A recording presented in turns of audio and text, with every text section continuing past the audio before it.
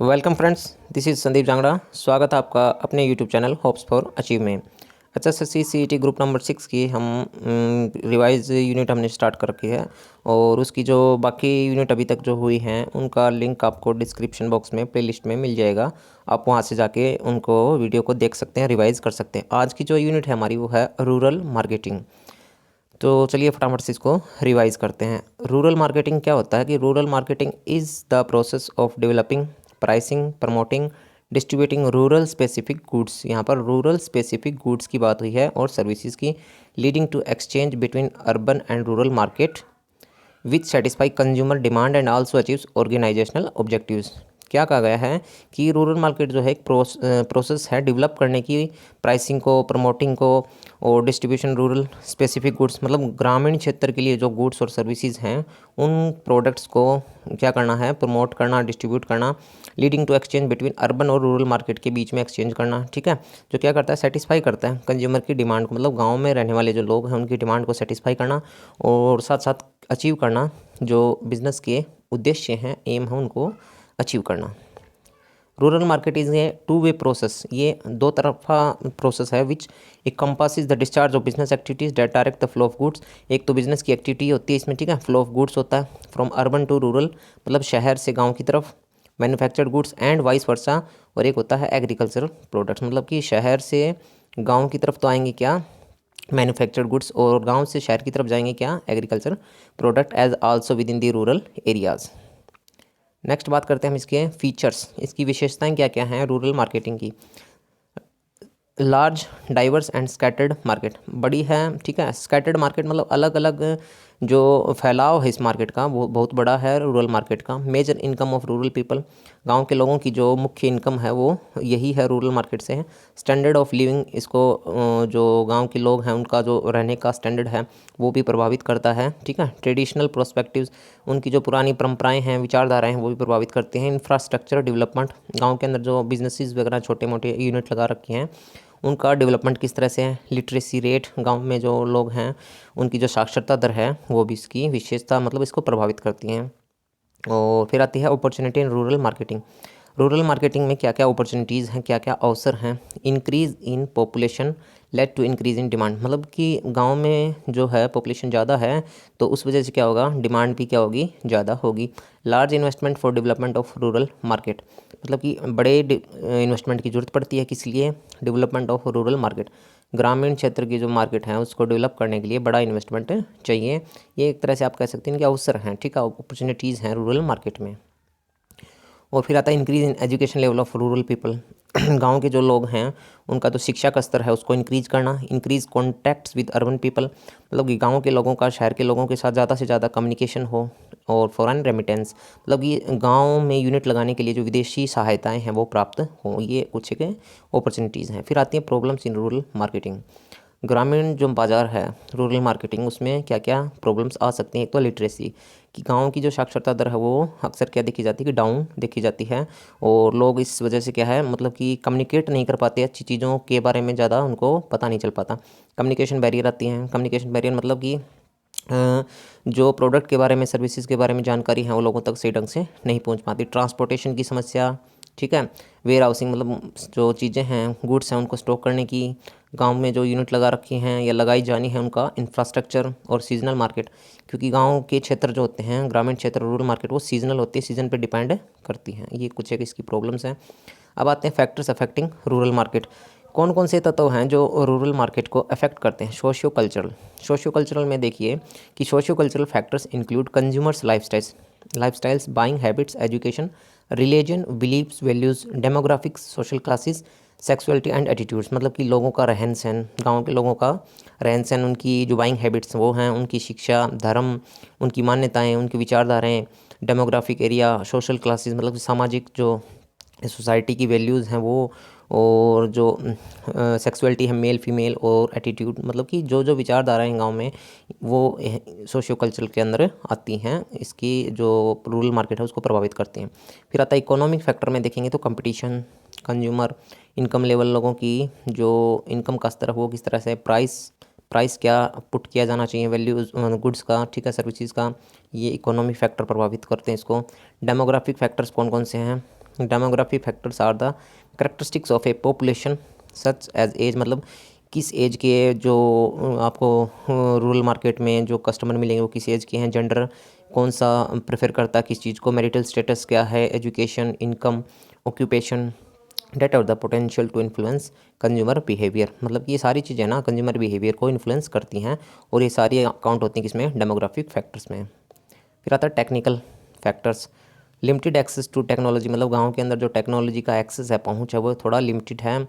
Dependence on traditional media, मतलब कि traditional media एक तरह से, मतलब कि गांव के लोग जो अभी भी हैं वो समाचार पत्र, ठीक है, रेडियो, टीवी, मतलब कि ट्रेडिशनल मीडिया मेथड्स हैं जो अभी भी लोग इनके ऊपर डिपेंड हैं। Opportunity for innovative marketing etcetera, मतलब कि कुछ एक ऐसी अवसर हैं इनोवेटिव मतलब कि नई जो मार्केटिंग है उनको लगाने के, ये सारे आपके टेक्नोलॉजिकल फैक्टर में आते हैं।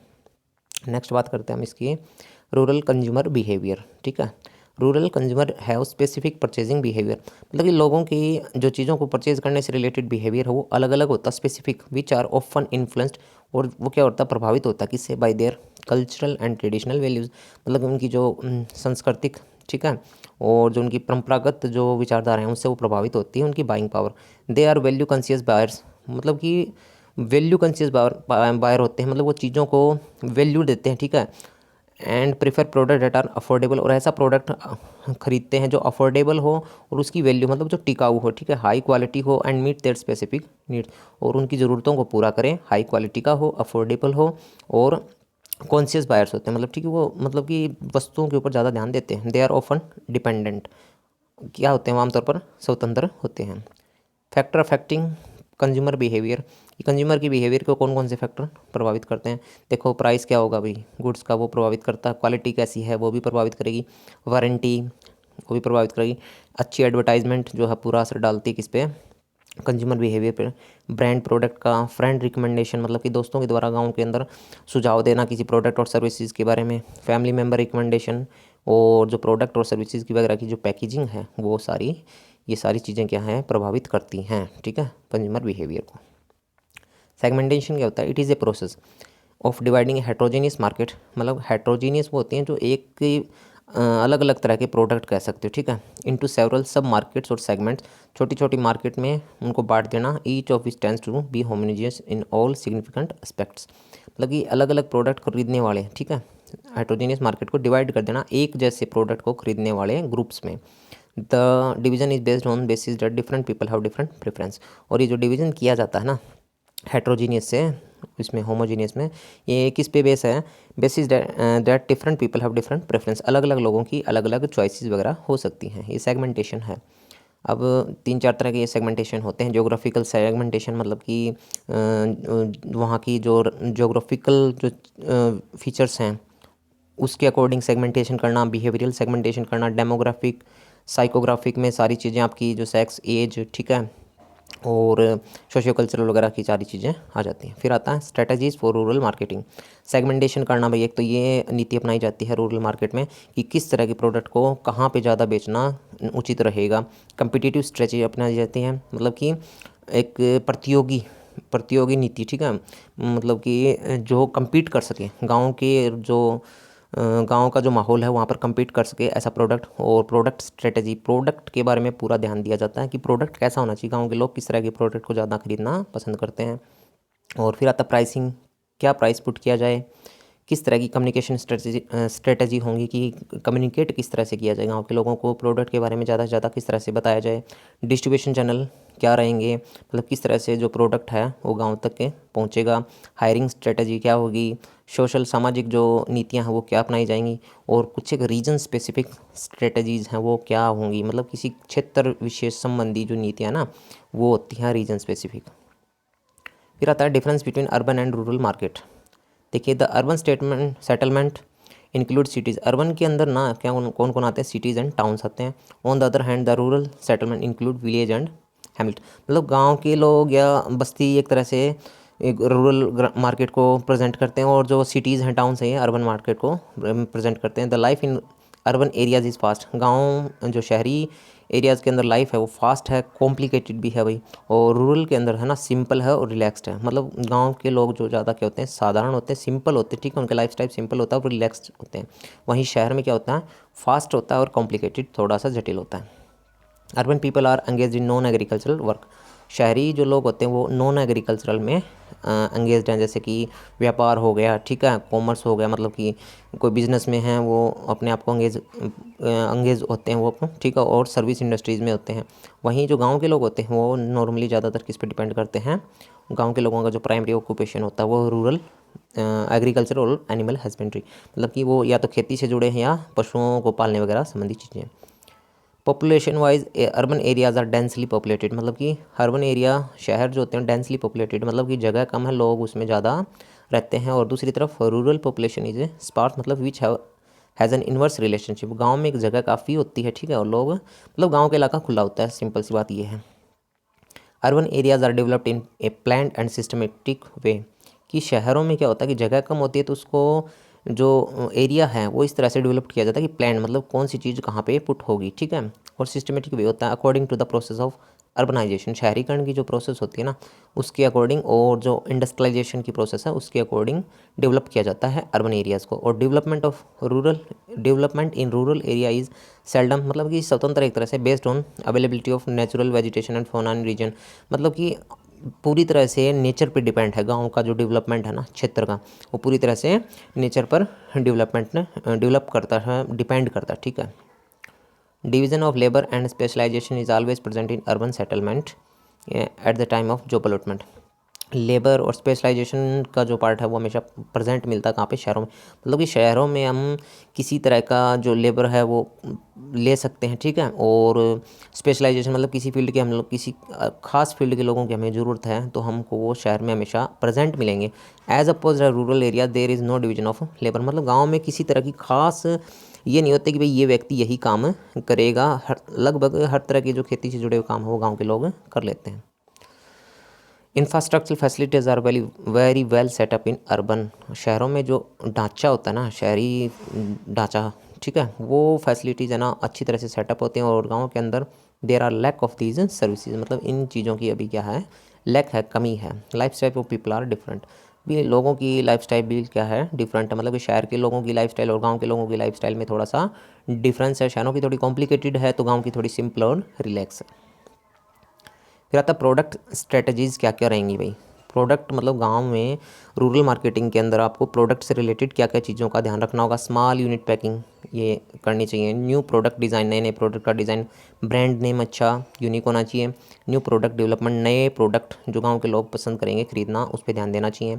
डिस्ट्रीब्यूशन स्ट्रेटजीज़ क्या क्या होंगी, इंश्योरिंग रीच एंड विजिबिलिटी, मतलब कि कस्टमर तक रीच होनी चाहिए, गांव के प्रत्येक कस्टमर तक उस प्रोडक्ट की और सर्विसेज की रीच होनी चाहिए, विजिबिलिटी होनी चाहिए, मतलब कि उपलब्ध भी होनी चाहिए। टारगेटिंग लार्जर विलेजेस, ज़्यादा से ज़्यादा गाँव को टारगेट किया जाना चाहिए। Understanding off peak season, peak season का ध्यान इसमें रखना चाहिए कि कौन से सीजन में किस प्रोडक्ट को ज़्यादा खरीदा जाएगा गाँव में।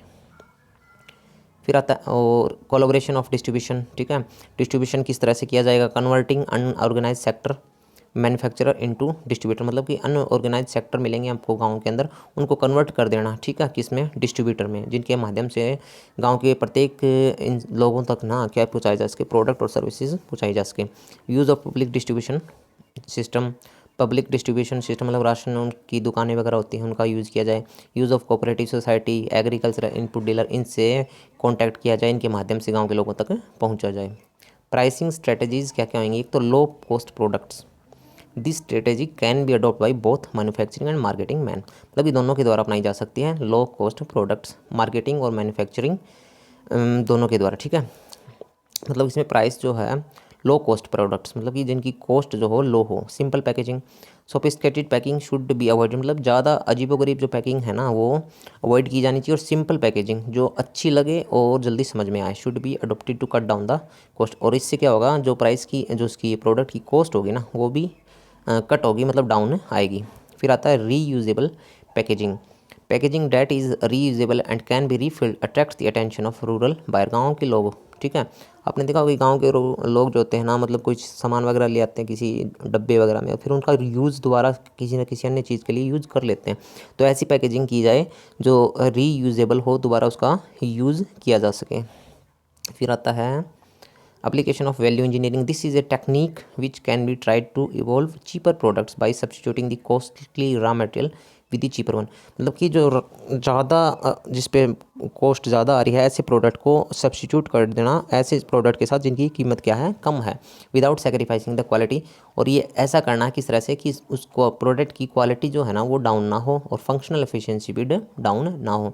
मतलब कि जो महंगा प्रोडक्ट है उसकी जगह सस्ता प्रोडक्ट लेके आना, लेकिन उसकी जो क्वालिटी है वो बनी रहे और उसकी जो फंक्शनल एफिशिएंसी है ना प्रोडक्ट की वो भी बनी रहे। वैल्यू इंजीनियरिंग का पार्ट है। फिर आता है प्रमोशन स्ट्रेटजीज़। प्रमोशन के अंदर क्या है, promoting product with Indian models and actor. मतलब कि रूरल मार्केटिंग में आप अपने प्रोडक्ट को इंडियन मॉडल्स और एक्टर्स के माध्यम से क्या कर सकते हैं, प्रमोट कर सकते हैं। एसोसिएटिंग देम विद इंडिया, मतलब कि ऐसे प्रोडक्ट की एडवर्टाइजिंग प्रमोशन करना कि वो इंडिया को रिप्रेजेंट करें। Promoting Indian sports team, Bharat की जितनी भी राष्ट्रीय खेल टीमें हैं उनको क्या करें, प्रमोट करें। Talking about a normal Indian, ऐसा प्रोडक्ट हो, ऐसी सर्विसेज हो जो एक नॉर्मल इंडियन की बात करें, मतलब कि नॉर्मल जो साधारण भारतीय है उससे जुड़ा हुआ हो। अब आते हैं 4 A's of rural marketing. 4 A's क्या होते हैं कि अफोर्डेबिलिटी, एक होता है अफोर्डेबिलिटी। अफोर्ड मतलब कि कंज्यूमर के पास ना ऐसा प्रोडक्ट होना चाहिए अफोर्ड हो, मतलब कि प्रोडक्ट इस तरह का होना चाहिए कंज्यूमर खरीद सके उसको, वो होता है अफोर्डेबिलिटी। अवेलेबिलिटी, मतलब अवेलेबिलिटी का मतलब होता है उपलब्ध होना, कि ऐसा प्रोडक्ट जो हर समय उपलब्ध हो, मतलब गाँव के लोगों को अगर किसी चीज़ की ज़रूरत है उस प्रोडक्ट की तो वो उन्हें अवेलेबल मिले। एक्सेप्टेबिलिटी, एक्सेप्टेबिलिटी का मतलब होता है कि ऐसा प्रोडक्ट, ऐसी सर्विस जो एक्सेप्ट की जाए, ठीक है, रूरल मार्केट में। ऐसा नहीं कि उसको नेगलेक्ट मतलब इग्नोर किया जाए। और अवेयरनेस, अवेयरनेस मतलब कि जो जागरूकता भरा हो, मतलब जिसमें सारी चीज़ें क्लियर कट लिखी रखी हों और कस्टमर क्या हो उससे अवेयर हो, ठीक है, और कस्टमर के अंदर अवेयरनेस आए। ये 4 A's हैं रूरल मार्केटिंग में। Innovation in rural marketing, innovation मतलब नई चीज़ें, एक तरह से नए विचार या नई जो टेक्निक है वो क्या क्या हो सकती है। रीन्यूएबल एनर्जी, ठीक है, रीन्यूएबल एनर्जी के अंदर मतलब सौर ऊर्जा, ठीक है, वायु ऊर्जा, इनका यूज़ किया जा सकता है। एग्रीकल्चरल टेक्नोलॉजी को सुधारा जा सकता है। मोबाइल बैंकिंग का ज़्यादा से ज़्यादा यूज़ किया जा सकता है। और एजुकेशन मतलब कि प्रोडक्ट के बारे में शिक्षा देना और गाँव की जो शिक्षा का स्तर है उसको इंक्रीज़ करवाना, ठीक है। फिर आता ई कॉमर्स, गाँव के अंदर ई commerce in rural market. The growth of e commerce in rural India has been continuous, मतलब लगातार है, and on A positive side, और एक अच्छी मतलब सकारात्मक, मतलब कि ई कॉमर्स गाँव के अंदर धीरे धीरे, ठीक है, कॉन्टीन्यूस है और एक पॉजिटिव साइड की तरफ बढ़ रहा है। When we look at the potential growth in future, अगर हम फ्यूचर की पोटेंशियल ग्रोथ को देखते हैं, it seems as if the expansion of e commerce in India's rural region will take place in the forthcoming period. मतलब कि बहुत अच्छी क्या होगी, इसकी ग्रोथ होगी ई कॉमर्स की गांव के अंदर। अगर फ्यूचर को अब देखें, हम फ्यूचर के बारे में अगर विचार करें तो जो ई कॉमर्स है वो रूरल मार्केट में एक अच्छा खासी भूमिका निभाने वाला है। E commerce has brought a social reform in the rural community, मतलब एक सोशल रिफॉर्म मतलब सामाजिक एक क्रांति लेके आया है ई कॉमर्स गाँव के समुदाय में। And it has transport things for the betterment and all round development of society existing in rural areas of India. और इसने क्या किया, ट्रांसफॉर्म किए हैं चीज़ों को, किसके लिए, लोगों के बेटरमेंट के लिए और उनकी संपूर्ण विकास के लिए, ठीक है, किसकी, सामाजिक मतलब समाज में रहने वाले जो लोग हैं उनके लिए। ई commerce in rural India assist small scale industries, छोटे स्तर के जो यूनिट है ना, व्यापार उद्योग, उनको क्या किया, इन्हें असिस्ट किया, हेल्प किया, like handicraft as well as retailer, छोटे जो रिटेलर वगैरह होते हैं वो विद इनोवेटिव अपॉर्चुनिटीज़ टू, नए नए अपॉर्चुनिटी अवसर के माध्यम से, to aid them in getting their products online, मतलब कि उनका जो प्रोडक्ट है, जो छोटे दुकानदार हैं उनका प्रोडक्ट भी ऑनलाइन मिल सके, और render a thriving path to their business in the future course of time, और उनका प्रोडक्ट को क्या मिले, फ्यूचर में बहुत ज़्यादा उनका प्रोडक्ट क्या हो, रीच हो गांव के लोगों तक ई कॉमर्स की हेल्प से। The booming progress of e commerce in rural India, बढ़ती हुई प्रोग्रेस जो ना रूरल इंडिया के अंदर as well as in urban शहरों में भी, इज सिंपली अनमैचेबल, वो क्या है, अनमैचेबल है। The active consumers using the internet are endowed with a wide array of option such as fashion, मतलब कि जितने भी एक्टिव यूज़र हैं ना, चाहे गाँव के हों शहर के हों, वो जुड़े हुए हैं किसके साथ हैं, मतलब इंटरनेट के द्वारा मार्केटिंग या इंटरनेट के द्वारा सेल परचेजिंग, जैसे फैशन से, ब्रांड से, कंफर्ट, प्राइसिंग, मतलब हर चीज़ का आज के दिन प्रोडक्ट की, हर प्रोडक्ट और जो सर्विसेज है उसकी हर चीज़ का इंटरनेट के माध्यम से गांव के लोग हों चाहे शहर के लोग हों उनको पता चल जाता है, एक एक चीज़ जानकारी वो ले सकते हैं। फिर आता है e Choupal. It can be called village meeting place. E Choupal को हम ना एक तरह से कह सकते हैं गांव की मीटिंग की जगह, village meeting place. It is a virtual place where farmer can transact directly with a processor and realise better price for their product. मतलब गांव रूरल मार्केट, गांव के लोगों का जो प्रोडक्ट है वो क्या कर सकते हैं, गांव के लोग ई चौपाल के माध्यम से डायरेक्ट प्रोड्यूसर से उसको कॉन्टैक्ट कर सकते हैं, ट्रांजैक्ट कर सकते हैं। मतलब अपने प्रोडक्ट की जो है ना वो प्राइसिंग अच्छे बेहतर तरीके से कर सकते हैं। ये it is an initiative ITC limited June 2000, मतलब 2000 में ये इनिशिएटिव था जो शुरुआत किया गया था आईटीसी के द्वारा, to link directly rural farmer को लिंक करना किसके साथ, इंटरनेट के माध्यम से, किसके साथ, for procurement their agricultural product. मतलब कि उनके जो एग्रीकल्चरल प्रोडक्ट है उसकी प्रोक्योरमेंट के लिए लिंक कर देना डायरेक्ट मैन्युफैक्चरर और जो अन्य जितने भी प्रोसेसर हैं उनके साथ में डायरेक्ट ट्रांजैक्शन वो कर सकें। Over 6500 e Choupal serving at a moment in the rural market. अगर मतलब काउंटिंग की बात करें तो ऑलमोस्ट लगभग एक तरह से कि 6500 ई चौपाल्स है ना वो at this time rural market में वो सर्विंग करें, मतलब वो एक्टिव हैं। तो ये आपका जो यूनिट थी आज की थी आपकी रूरल मार्केटिंग। मोटा मोटा इसको हमने जो है वो रिवाइज़ किया है रूरल मार्केटिंग को। चलिए मिलते हैं फिर, जो इसकी नेक्स्ट यूनिट होगी उसके साथ हम आगे का जो टॉपिक है वो डिस्कस करेंगे, अगले यूनिट को हम डिस्कस करेंगे। खुश रहिए, स्वस्थ रहिए। Thank you, have a nice day.